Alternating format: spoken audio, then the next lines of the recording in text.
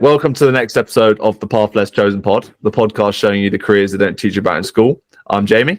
And I'm Sol. And today's guest is Albert Slade, a 23-year-old serial entrepreneur who straight out of university became involved in some business projects, most importantly, a company called Dough, which offers quite a modern take on flexible working for students and also with hospitality clients. I'm super excited to get him on. First of all, I love the fact that he's tapped into the student market as people are willing to spend quite a lot of money at all these events. So working out how to monetize them and then market to them is definitely something that I'm going to be interested in tapping into, and also that like entrepreneurial mindset that we keep having people on who keep starting something successful. Definitely. I think it should be a relevant one as well, because any students that are listening have probably heard of the company Endeavours and perhaps Dough as well. So if you want to know the behind the scenes secrets of Endeavours and Dough, then this is a good one to listen to. Okay, Albert, welcome to the Path Less Chosen pod. So just to begin with, give us a bit of an overview about what exactly you're doing. What I'm doing at the moment, I've got, mainly fingers in the dough pie, but I'm doing a few different bits at the moment. The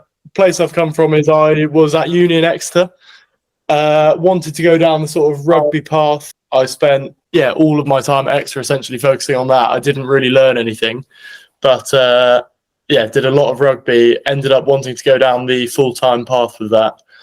And it didn't really work out. I got to Ealing Trailfinders, and I was sort of promised a first team sort of deal with them, and I ended up being in their academy. So I was like, I'm not doing this. So ended up me and Dom Matcham, the Endeavours founder, started a company called Dough together, which is essentially staffing for events and stadia across the country using students. And through that, we supply staff for sort of Ascot, Cheltenham, Twickenham, Murrayfield, all that sort of stuff. Unreal. And when you had realised that the rugby wasn't going to work out, was there an overlap with the Dough stuff, or was it kind of back to square one? I don't know what I'm going to do. No, so it was more that I moved up to sort of be doing rugby full time, and the amount of money they were paying me is laughable, and I essentially couldn't do it with just doing that. So me and Dom spoke. I used to run Endeavours in Exeter for him. So back in 2019, he founded Endeavours, and he essentially came to me pretty early on and said, "I know you're at Exeter. Would you like to grow the business for me there?" So I was helping him with that. We then kick forward 2 years. I'm at Ealing, and we essentially started the Endeavours Schools program, which was getting school ambassadors at every school to then, for when they go onto uni, we have a solid set of freshers. We worked pretty well doing that, and then we started staffing some tent company called Megahertz to help them building festival tents and things like that. And it sort of built from there while I was at Ealing, and we were making more money from that than I'd made in 3 months at Ealing in a week. So I was like, why not stick on with this and see where it goes? So I ended up quitting Ealing after pre-season and never really looked back. Then to get into where you are now down the path less chosen, so to speak, I think it's important then we go back to even before Endeavours and stuff, because you chose to go to university. Was there any indication when you were going to university that you had a plan in mind as to what to do next other than rugby? Or at that point, was it solely set on that? No, to be honest, like since 10, 12, I've never really wanted to go down a 9-to-5 job. Yeah. I've never had any desire to sit at a desk and do that. The plan was always to go and do rugby. Like my brother does rugby. He was sort of like a bit of a role model in that. I always intended on doing that up until I left university. It's only when I left and sort of saw other opportunities that I realised that you don't have to do that if you don't want to do a 9-to-5. Like there is the entrepreneurial route. Yeah. And not that I would call myself an entrepreneur. Like Dom is very much the entrepreneur in our business relationship. I'm more the admin and the numbers guy. But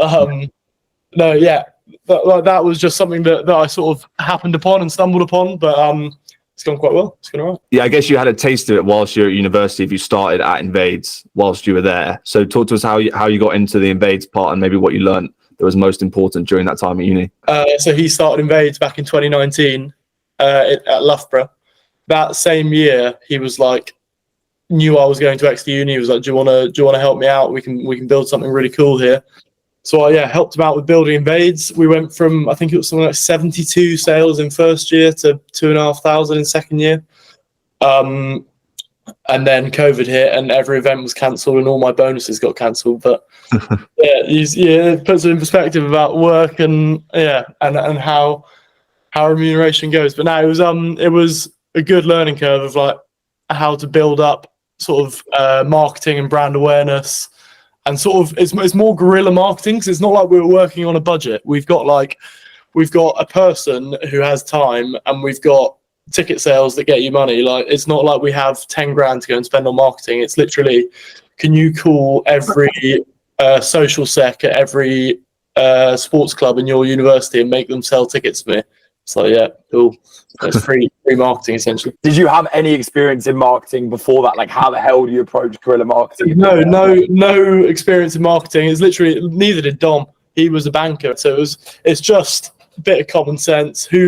Who's going to sell the most tickets at universities? The cool kids and the social secs, because they're in charge of the socials. So like, go after the two big hitters, and then you're gonna sell some tickets, aren't you? I'm really interested in as to how you operate a business that interacts with students. Like, surely must be hell, especially as you talk about the operating side of it. Like, have you found it's all right to work with students? Or in those side, so it's very much you're having to rely on students. So it's basically putting yourself in the best position that they are going to be the most reliable. So, for example, if I've got 100 people working tomorrow at Cheltenham, I'll be making sure they confirm that they're going to come like every day in the lead up to that for a week.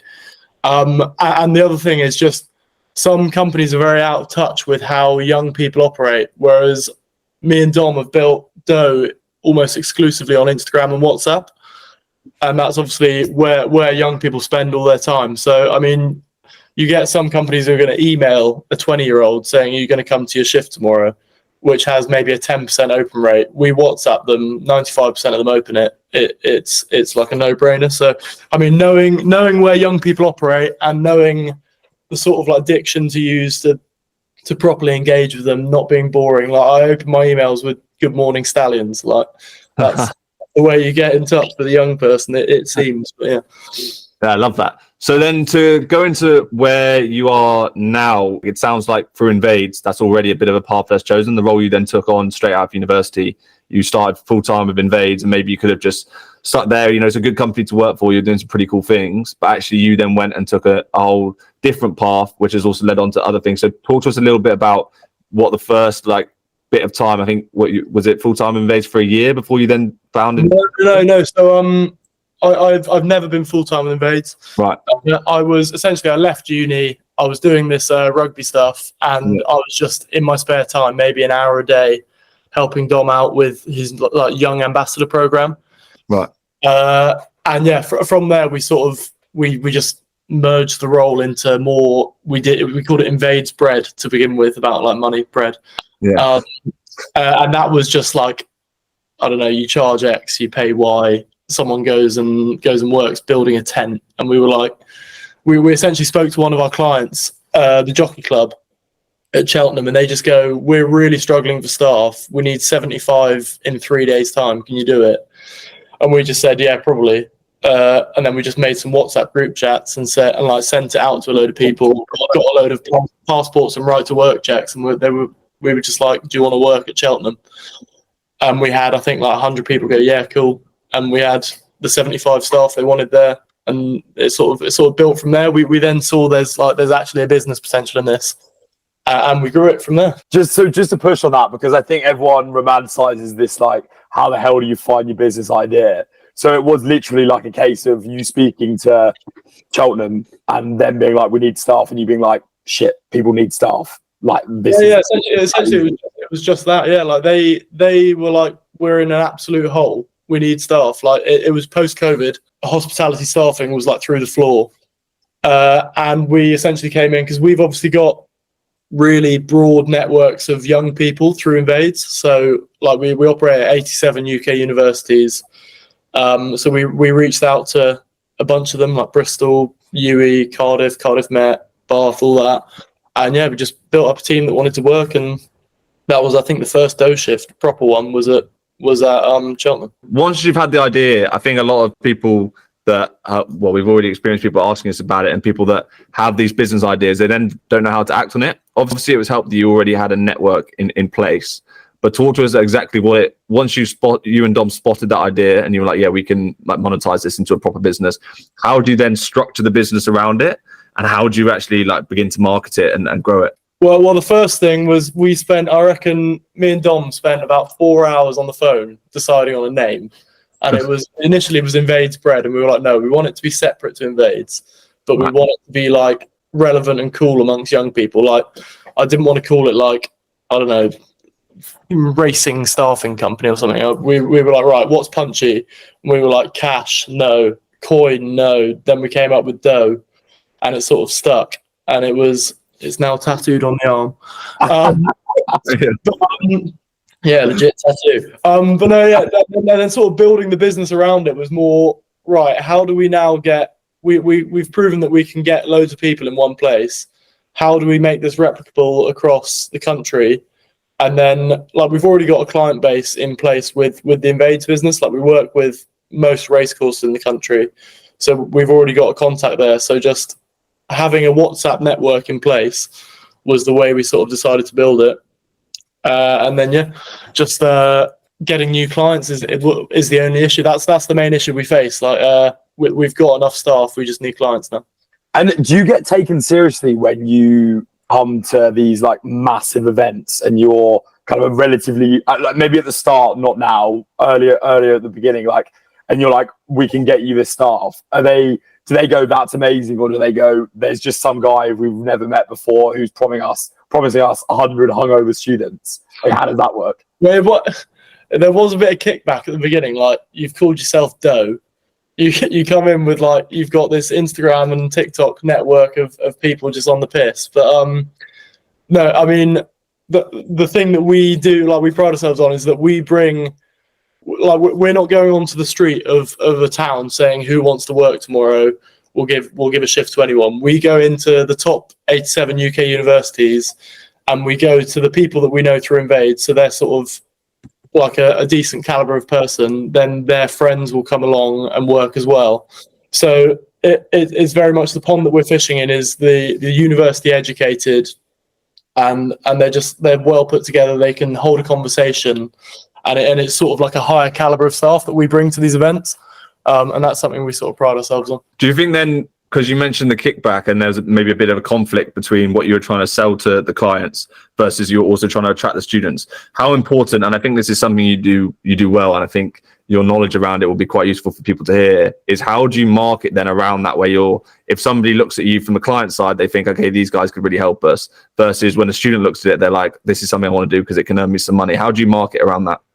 Well, I mean, there's platform-specific stuff, obviously. So we're never going to share a 19-year-old saying what the craziest thing they've done for money is on LinkedIn. Like, LinkedIn is where we're going to push client-facing stuff the whole time.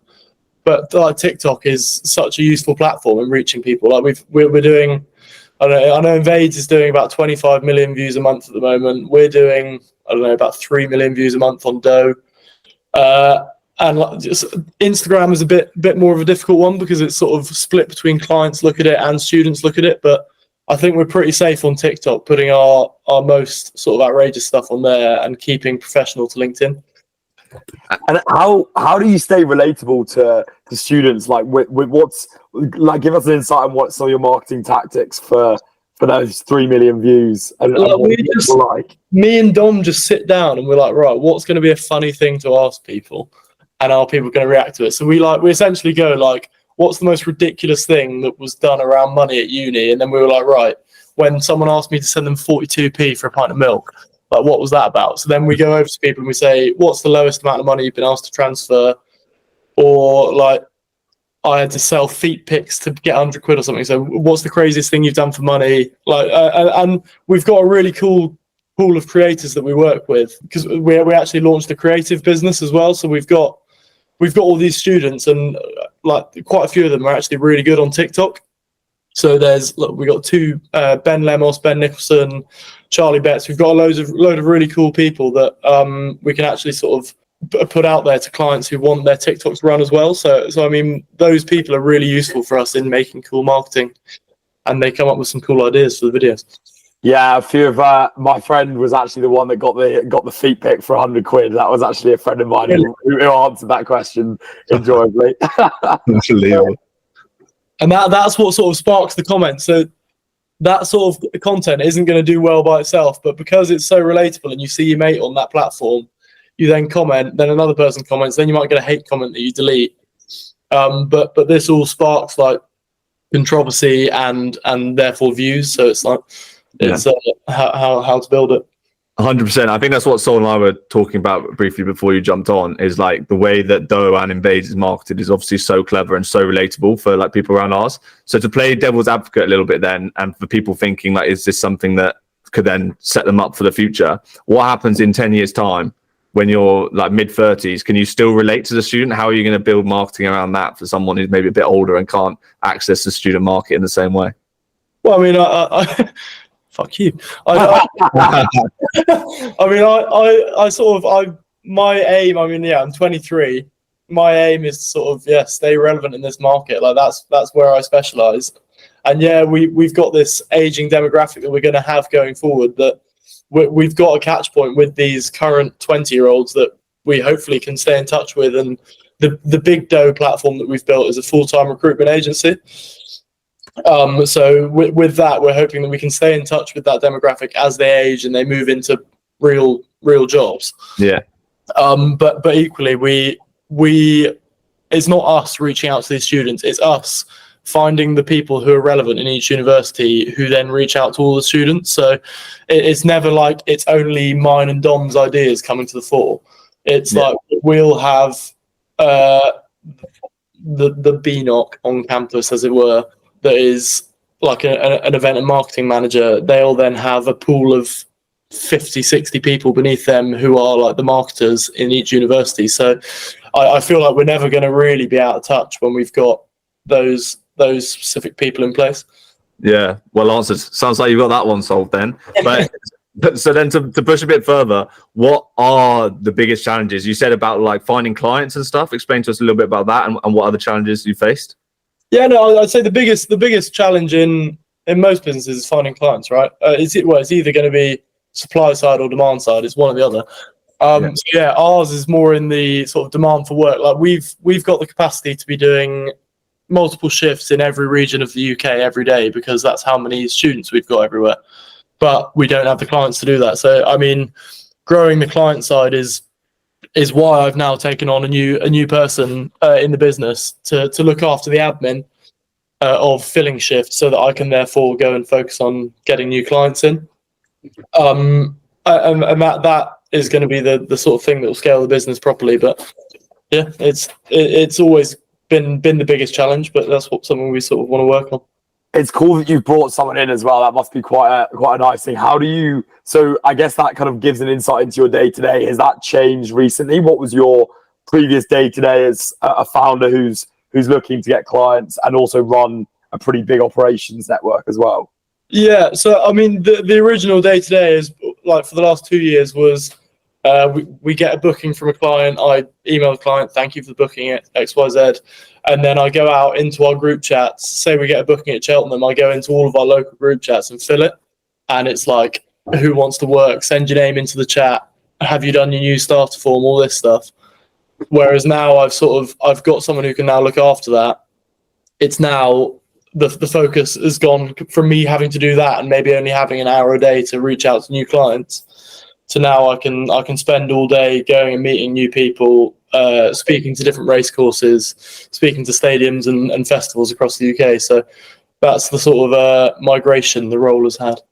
Is it a bit scary to bring someone into the business? Well, it's the third time we've done it. We've hired twice in the past, and we've sort of it's not been quite the right role, or it's not been quite the right hire, and that sort of thing. So we've now, I think, decided on the type of role that we need to hire for. So before it was like a hybrid marketing and operations role, whereas now it has been moved to strictly operations.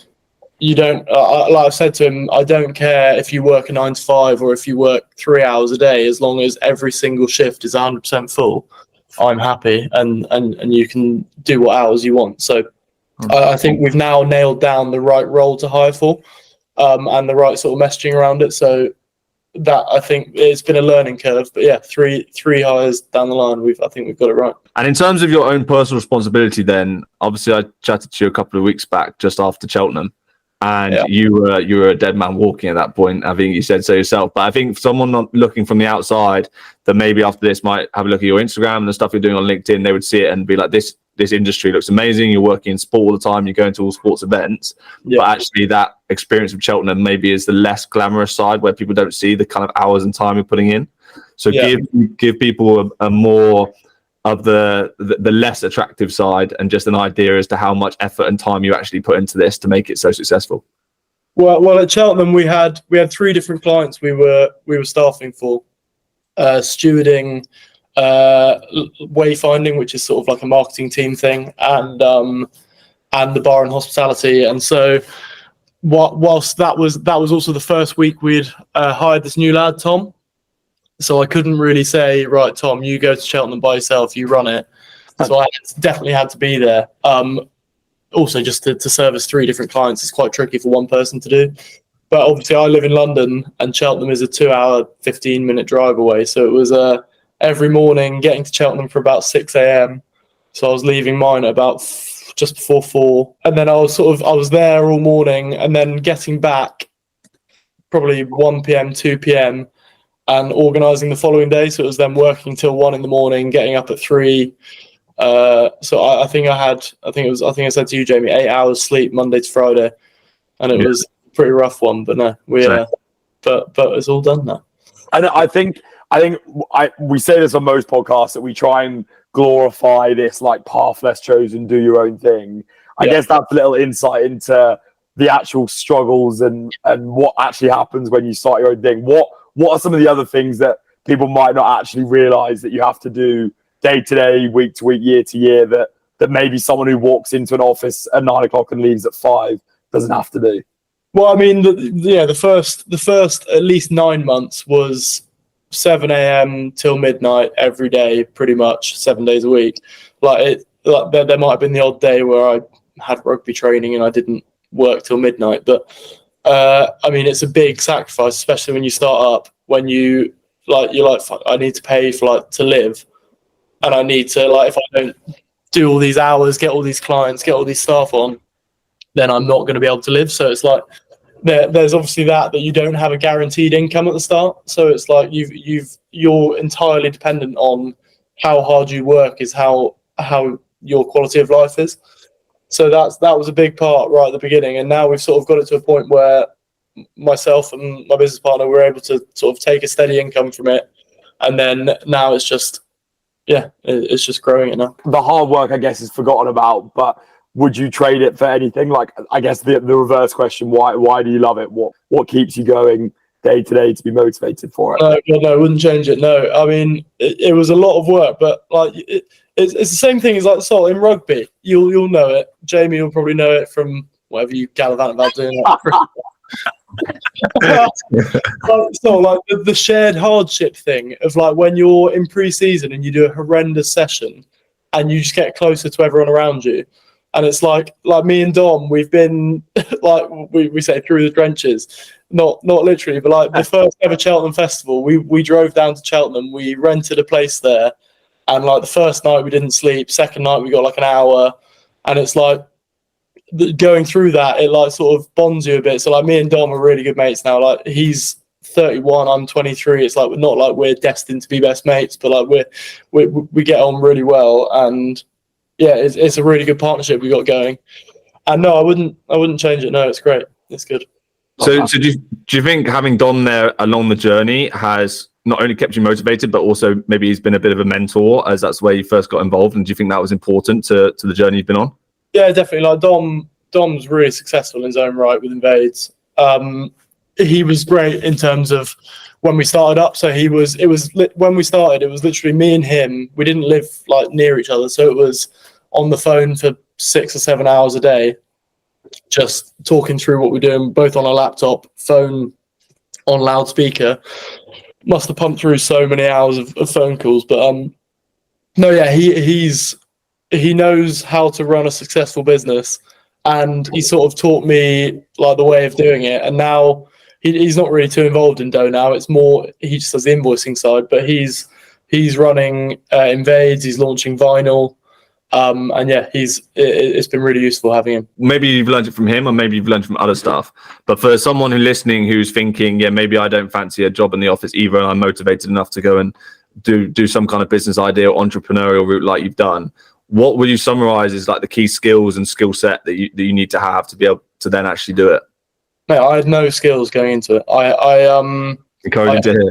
I owned a laptop and a phone, and just like a willingness to just work all day. I don't know. Yeah, it's not like I was proficient on Excel and I was therefore able to run a small company. Like I essentially had no massive skills other than being able to talk to people, being pretty outgoing, and having a laptop. It's just the hard work, basically. Makes it sound so simple when you put it like that, right? Like, Exactly. What is the plans with Dough? Is it to grow it into a company in the UK? You've got worldwide takeover planned. We've touched, like, put our foot in the water in Australia already. So we've built it up across the UK. It's 5,000 sort of payroll staff across the UK, and we've got a Dough Sydney chat because we've got the bloke who used to run Invades for us out in Australia. Ran a couple of shifts for us for Dough out in Australia as well, but it's quite a lot of admin because when we were looking into it, it was sort of I do a 8 a.m. to 6 p.m. job here. I maybe have dinner for an hour, and then I do in 7 p.m. till midnight shift of the Australian Dough, and it's like it's a bit much, to be honest. You'll burn out pretty quickly if you start doing that. But there are plans definitely to go. Well, Invades is in Australia and New Zealand, so we can easily follow in their footprint because we've got the data there, but it's just a case of getting it done. So even with your ambitions for Dough, you've still left yourself with like enough freedom to take on other projects. And I think that's like an important message for people maybe to hear, is about like the fact that you've definitely not limited yourself to Dough, even though it has been successful. You're looking at other ventures too. So do you want to just tell people a little bit about the other stuff you're doing and how that works and fits in? Yeah. So well, I'll go from the beginning probably. So about August last year, I had a sort of like an app reach out, and they are really keen on growing in the student market, and just a connection that they know that has been a client of mine in the past suggested me. So I've sort of gone on board as an advisor for them. It's nothing taxing. It's just give them a certain amount of hours a month and give a load of ideas through, and hopefully help them grow and build up in return for a small amount of equity in their company. I then hopped on board. Initially, nothing sort of equity and major involvement. My brother founded a company called Unidips with his brother-in-law Lewis, and that's essentially a giveaway company for young people and students. So you might buy a ticket for £1 and then you can get your student loan paid off or something like that. I've recently been helping them a bit more in a sort of deeper capacity, so I've gone on board as managing director of those guys. And essentially they're great blokes, but they're not 100% on how to run a business sort of in the student market effectively. So I've come on board to give them sort of guidance and help them with that. Fucking hell, I'm going on a bit here, but then finally, a couple of weeks ago, I launched Loud, which is a ambassador in a box essentially company. So it's essentially for events, festivals, that sort of thing, when they don't have the sort of capacity or capital to build their own ambassador network. I've essentially got ambassadors on tap where they can go, no upfront fees, but we want to sell an extra 1,000 tickets. Can you help us? We'll give them X number of ambassadors, and our ambassadors get paid per sale, like I do. I get paid per sale, so there's no upfront fees for the event with it. Why did you do that? Like you've got a successful business already. Why did you then decide to find something? Like, did you know this is going to be successful, or is it just the fact you have that like entrepreneurial mindset? You just want to give it a go? Well, I wanted to give it a go. I've got a friend who runs a festival called Eldorado, and another mate who runs something called Everywhere House. Then I've got this Unidips business, which they're looking for ambassadors, and the app that I'm helping out are also looking for an ambassador team. And I thought, if I'm going to be building 6 separate ambassador teams to help all these people out, why would I do that and not just set it up myself? So I sort of just one day made a little design on Canva and then came up with a name.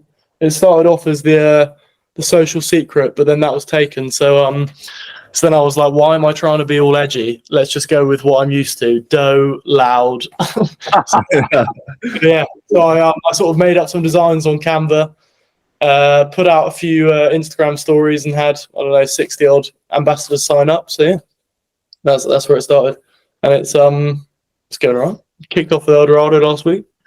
See if we get many sales. Unreal. Crazy. And what's the plan for the next few years with all of those businesses?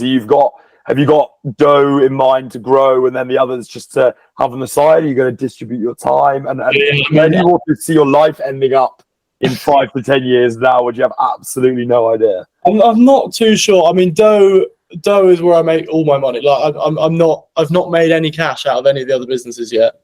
And I mean, my focus is on dough because we've built a really successful business, and it's a really cool company, and it's something we want to build up over the next few years, definitely.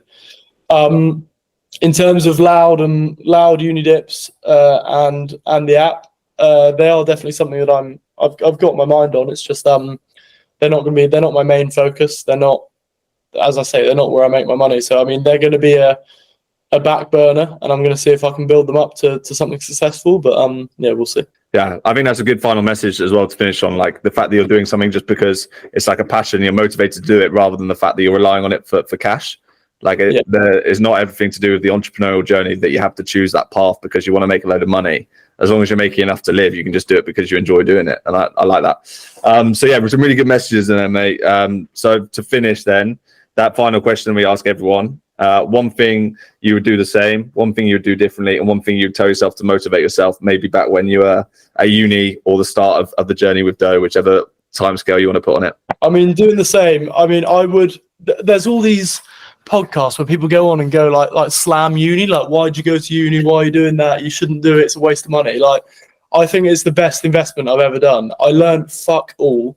Yeah. I learned nothing. But like, I could not tell you one thing I learned at uni. I got 2-2. But the connections I made, like mates for first off, the experience I had doing rugby there, and all the sort of professional connections I've made, whether that's like nightclub owners and things that do actually come in handy. I couldn't endorse university enough. So going to uni is the thing I would definitely do. Something I would change. I mean, for example, with this Ealing thing, the rugby thing I was going down, I was sort of so pigeonholed down a route in my mind. And I had this bloke say, he's like, yeah, you're definitely going to be in the first team squad. You're going to be training with the champ boys. And I'm like, oh, sweet. I've essentially got a champ contract. Get there and I'm with the ACAD and I'm like, what am I doing? This is rubbish. So, I mean, sort of second guessing and not just trusting what people say to you is something I would change. Just being a bit more sort of vigilant on and diligent on how you think about certain decisions, because that was something I definitely rushed into when it should have had some more foresight with it, really, to motivate myself. No, I don't know. It's just the hard work does properly pay off, and just put your head down and you'll be fine in a few years. It's like it works. If you work hard, it works. Yeah, it's a very good takeaway. I think all very, very useful. And I also like the fact that I think although you're clearly a very confident guy, you're quite humble in saying that you don't necessarily have skills. But I think being able to market to the university crowd and control university students is pretty admirable. So there's I think you're humble in the set that you say that you don't have the skills, but I think actually you've developed a pretty unreal skill set, and I'm excited to see where you take it all. And I'll definitely be telling younger cousins and stuff to get involved in dough. It sounds like a good way to make some summers work, right? Exactly, lovely. Look at that. Earn a grand at Ascot. Tell them that. Exactly. What a sell, right? A grand ascot, not too bad. But appreciate your time, Albert. Good to meet you, and looking forward to seeing where you end up in the next few years for sure. Nice one. Yeah. Cheers, lads. Chat soon. Okay, nice. Really interesting conversation. Another great entrepreneurial mind that's doing some pretty cool things at a young age. So always some useful takeaways. Do you want to start us off with the best thing you took away? Yeah, so the biggest takeaway that I had is the value of your network and investing in your network. He has had so many opportunities that have come from meeting the right people, like making sure that he's a nice person to meet and a genuine person to meet. And it's just a kind of snowball effect from meeting all those people of opportunities coming. And you never really know how that's going to turn out when you meet people. But he said, you know, he made friends with a nightclub manager at uni. And then all of a sudden, 3 years time, he's now serving people to them to work for them, right? Like it kind of works like that. So building a really strong network and not really knowing how it's going to benefit you in the present, but in the future, it coming handy is definitely something I took away. I don't know if you echo. Absolutely. Yeah. One of the points I wrote down is bouncing off your network. I found that like all of the business ideas and stuff he's had, whether it's the ones that are making him money like dough or ones that he's just doing because he's interested in it, they have come from purely bouncing off that network that he's got. He's got people there that he can use as like leverage to then establish the company and the business idea he's got. So yeah, really like that one. And then also I think this one was an important takeaway because a lot of the time we're probably guilty on our key takeaways of doing it as like motivational messages and stuff. And yeah, we're obviously not Diary of a CEO and things like that. So I think actually it's good for us to focus on like practical takeaways as well. And one of the really important practical takeaways I think he shared with people that are thinking of doing a path less chosen, more down the business side, is the power of like utilizing different platforms for marketing. I think anyone who maybe after this pod looks at what Endeavours are doing, what Doe are doing, their marketing is unbelievable and very relatable for the kind of demographic they're working with. And he mentioned it on the podcast there that if he's client facing, then he does it all through LinkedIn. But then they also recognize the value in like TikTok and Instagram to access the people that they want to see it in a certain way with very different, sometimes controversial content. And I thought that's a massive practical takeaway for anyone starting a business that's going to rely on social media. Couldn't agree more. It's like a humongous hard skill. Marketing's humongous hard skill and something that people potentially are a bit snobby about, especially in the 9-to-5 world. So actually great to see that he's used that skill that he has and is clearly funding a lot of all his very interesting projects. So definitely echo on that one. The final takeaway I really liked was the diligent and vigilant bit that he mentioned right at the end in something that he might do a bit differently, because I totally get that. He used a rugby example, but to put it into like a path less chosen, I think it's something that you have to be really careful of. If you are starting up these businesses and things like that, if you're getting false promises here, there, and everywhere, and you're relying on certain things, then actually you can end up shooting yourself in the foot. If you're a bit more vigilant and diligent about it and make sure that you're like putting in the time, that doesn't mean you're relying on it solely. And if it goes wrong, then you're still covered, but also being aware that you've got to be cautious about certain things that you throw yourself into because it might backfire. And I thought that was an important message as well for someone who's thinking entrepreneurially. The world of entrepreneurship and that sort of thing is so unsafe that if you're not really careful legally, covering your own back and all these sort of things, you can really struggle. And he's very clear that he's got himself covered. He might be this extravagant marketer with all these funny things, but actually he's got that fundamental of like I know I'm going to get paid and I know I'm going to deliver like a legally acceptable service, etc. So the first one we went for is the idea of utilizing and bouncing off your network to find opportunities. The second one we went for is a more practical one in marketing and the power of using different platforms in different ways. And then the third one is if you are going to go down an entrepreneurial route, which might be more risky, just make sure you're diligent about everything and vigilant about everything and to make sure nothing backfires on you. Couldn't agree more. And it's so well summed up that I will tell people to interact, subscribe, share the podcast. We appreciate your support. I don't even know what episode this is now, but we're appreciating all the support and also appreciating the feedback that we're getting as well. So if you have anything nice or kind of acceptable, because I can't deal with the abuse on my TikToks and this podcast as well, but if we have a little bit of both, then happy to hear what you guys think and appreciating the support. Nice. Yeah, an unbelievably long way of saying thanks for listening, but see you next time. Exactly. All right. Cheers.